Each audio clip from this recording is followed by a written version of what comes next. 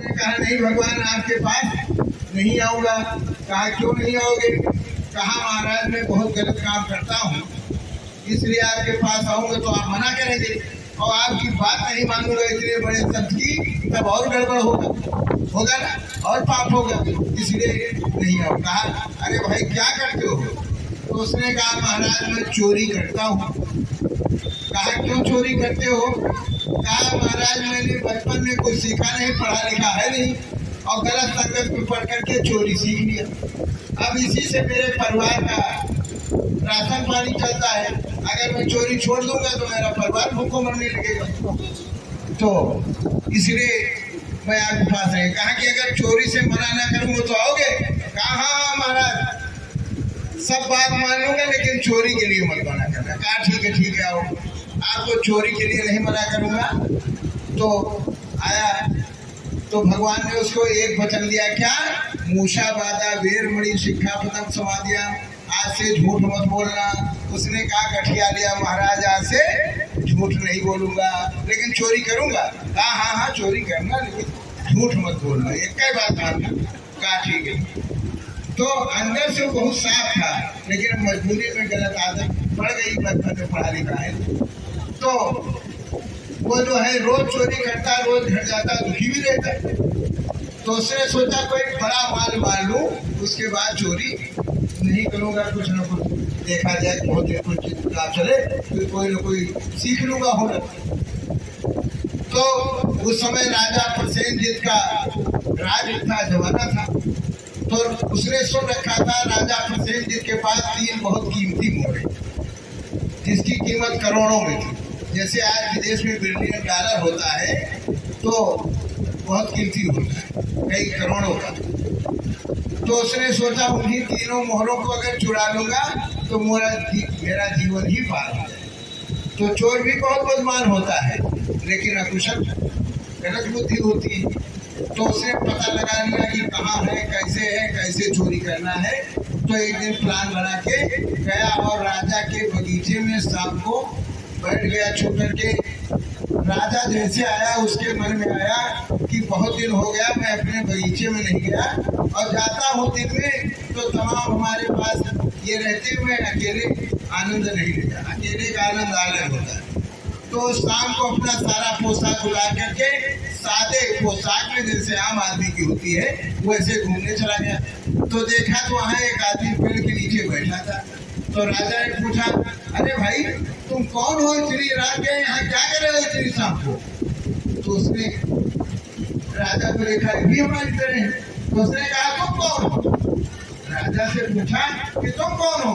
तो राजा ने कहा भाई जो तुम हो वही मैं हूँ, यानी तुम भी आम आदमी मैं भी आदमी। तो उसने सोचा ये भी चोर है।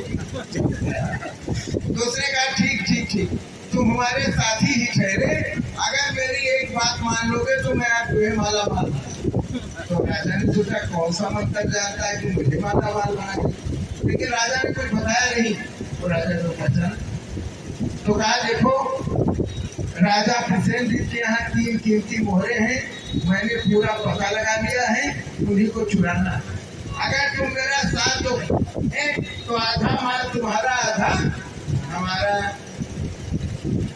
तो राजा कुछ नहीं बोले। कहा ठीक है कोई बात नहीं, मैं तुम्हारा साथी बन गया, बताइए करना है।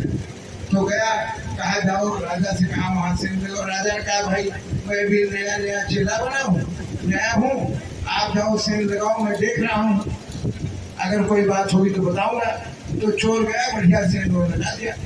बहुत ट्रिक होती है उनके पास, हर आदमी अपने काम में माहिर होता है, उसका पंडित था।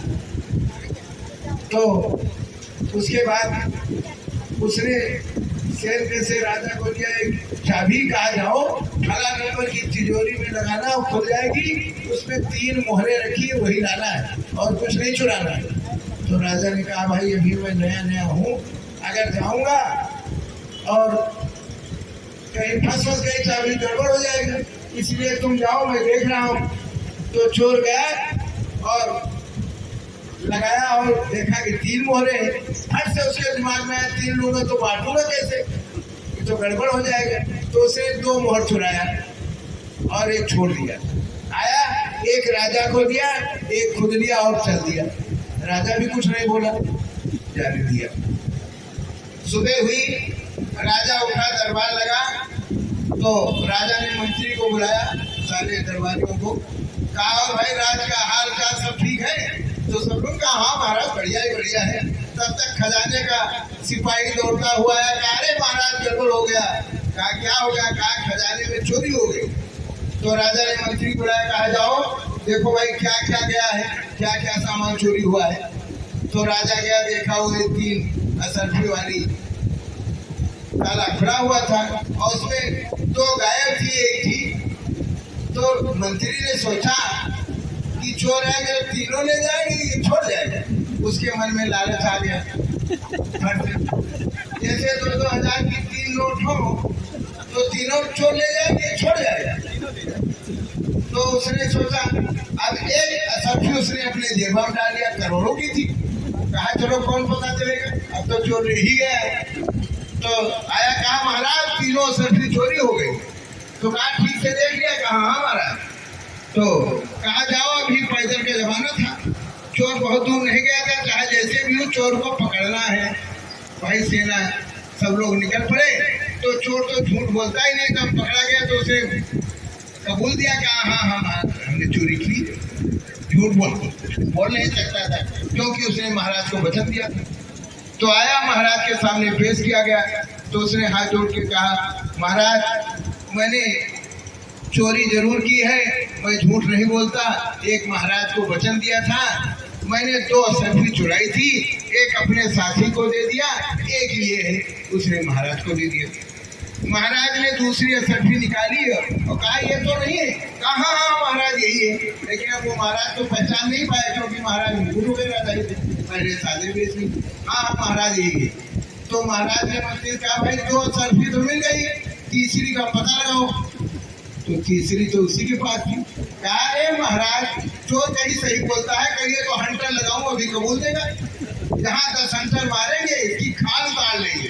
तो महाराज ने कहा अरे नहीं भाई, लगता है चोर सही बोल रहा है, मारो नहीं। एक काम करो, पूरे रात में ढिंढोरा पिटवा दो कि तीसरी मुसरफी जहाँ से बरामद होगी उसे मृत्युदंड दिया जाएगा। इतना सुनते ही चोर बहुत जल्दी डरता है। मंत्री थर कांपने लगा। तो राजा ने कहा अरे कांप क्यों रहे हो? कांपते कांपते वो राजा के पैरों पर गिर पड़ा और कहा महाराज हमसे ही गलती हो गई, हमारे अंदर लोभ लालच आ गया, तीसरी असरफी मैंने ही चुरा ली, मुझे क्षमा कर दो। तो राजा ने कहा इस मंत्री को कारागार में डाल दो और चोर को मंत्री बना दो। चोर मंत्री बन गया एक सत्य के प्रभाव से। और दूसरे दिन उस सेना वोना लेकर के चेक करने जा रहा था गाँव में, तो फिर महाराज मिल गए। तो महाराज के पैरों पर गिर पड़ा। तो देखा तो मंत्री है। भगवान ने कहा अरे कौन हो भाई? कहा महाराज मुझे पहचाना नहीं, मैं वही चोर हूँ जो कुछ दिन पहले आपने